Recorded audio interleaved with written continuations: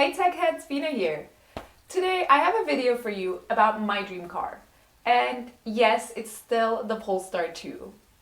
So I want to tell you about the 5 things that got me excited when I got to test drive it. Now, I do think that this car was really made just for me. There are no compromises and no silly experiments like a cheap interior or a touchscreen steering wheel. It's really just a nice car that will amaze you once you get inside. And it really gives you that wow feeling that I think we're all looking for when we're buying a new car. So about a year and a half or 2 years ago, I had the opportunity to drive a brand new Polestar 2 in the maximum trim with a Nappa leather interior, which I have to say really does give the car a really premium look and feel. Unfortunately, at this time, I did not have my YouTube channel yet. I didn't know I would be starting it even at the time. Otherwise, I definitely would have loved to get a video for you. But as it stands, I can just look back and reminisce. But let me tell you, that workmanship is really incredible. Going inside this car, it was like an immediate feeling of comfort and luxury. You know, it was like lounging on a luxurious sofa in your living room or something. And those door panels, just gorgeous. You know that feeling? It was amazing. But with the Polestar, it wasn't just the luxurious interior. It was really the driving experience that got me. So I don't know if I've sat in a car that had more responsive steering. I mean, this was just wonderful. You really felt like you were controlling the car and it's doing exactly what you want it to do. I mean, the steering feel was just wonderful and exactly how it should be, I think. And on top of that, it has really nice power behind it. So I drove the dual engine long range with 300 kilowatts total engine power, and the acceleration is 0 to 100 kilometers in 4.7 seconds. So again, very nice power behind it, but at the same time it feels very elegant and smooth. You know, it doesn't feel like it's overpowered, just really perfectly tuned, just how you want it, and just really a joy to drive. Have any of you guys driven the Polestar 2? If so, let me know in the comments. Let me know what you think, if I'm making too much of it or if you also fell in love. Okay, now for the infotainment system with Google Auto. So it comes with a clear, large display that's very easy to use and very intuitive. So I love that. I didn't have to really search for anything. When I was in the car, everything was just kind of like, oh, this is how you do it. This is how you get to where you're trying to go. So that is wonderful. Now my phone and my Spotify app just connected in one click, so that was great. It was super easy. And this is an 11.2-inch display that's placed in portrait mode. And I think that's like pretty ideal for the usage, and it's also great for seeing the footage from the HD cameras, so you know exactly what you're looking for, and it's just great. On top of that, Polestar did do a really good job with those support surfaces around the infotainment.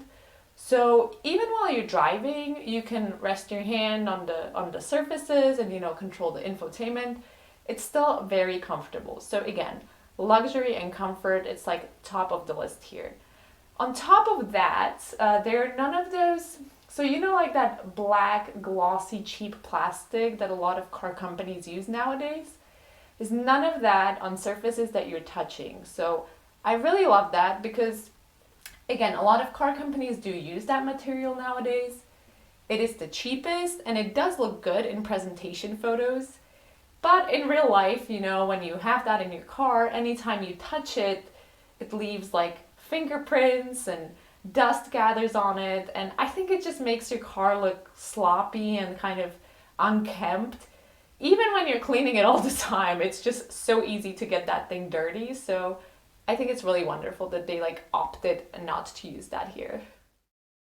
The display in front of the driver in the chapel was great too. So it's a 12.3-inch high resolution display and everything is clear. Nothing is annoying, So I didn't get the feeling that something was unfinished.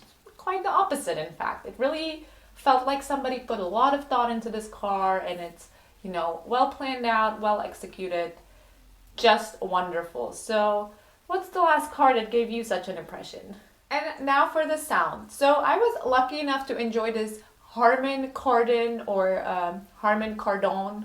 I don't know how you say it exactly, but anyways, it's this Harman Kardon Premium Sound system, which is engineered specifically for Polestar 2. And they use this audio tuning software, which is supposed to help eliminate any sonic imperfections. And I do have to say, like, the sound experience, the listening experience in the car is very powerful, very like enveloping. You feel like you're just surrounded by the music. It's very deep and layered. I really loved it. So as I said, I was able to connect my Spotify very easily, just in one click. So I got to, drive around, listen to my favorite jams, which I really love. So I don't know how important the audio quality is to you. It's very important to me. I pretty much always put music on when I get into the car.